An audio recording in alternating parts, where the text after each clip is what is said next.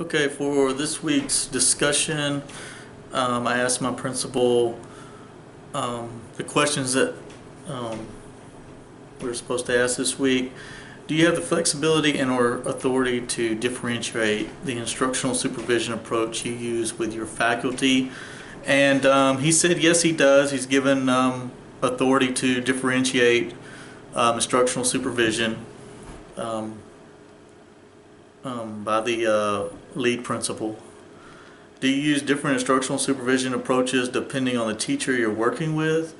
Yes, he said that it depends on the year of the teacher. Beginning teachers, he uses different strategies than mid-level teachers or more experienced teachers.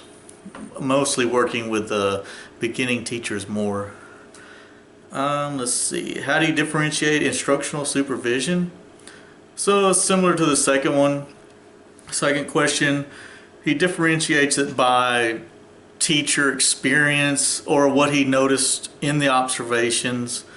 If a more mature teacher or experienced teacher is not performing well, maybe they need to go back to square one and learn more professional development. And he lets them decide on the choices of the development they want to make, but they have to clear it through him. And that's kind of the criteria. He uses the observation, the t-test method, and his own experience to approach the teacher. How does differentiating and supervision influence impact your role as the campus principal? Influence. How does differentiated supervision impact our school's culture and climate? Well, he said that helping the teachers through the instructional supervision, no matter what level they're at, can help the school's mission and help the school's environment. I wasn't surprised by his responses. He's a pretty straightforward type of guy, and I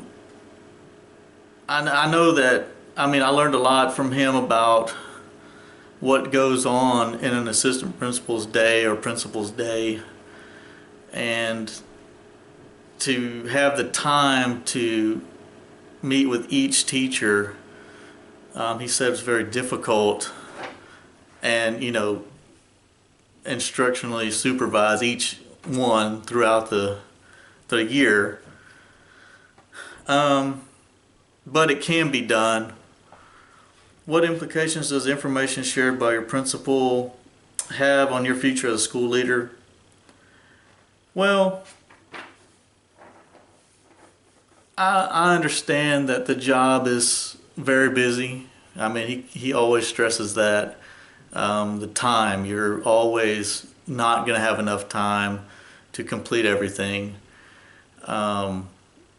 So I don't know, I just have to see how it goes. It's kind of, once you're there, you learn, and same as with teaching. Once you started teaching, you didn't know everything. You still kind of don't once you get halfway through, and then once you're experienced, you kind of forget what you learned. But just have to kind of be there to know how to do it and learn from the experience.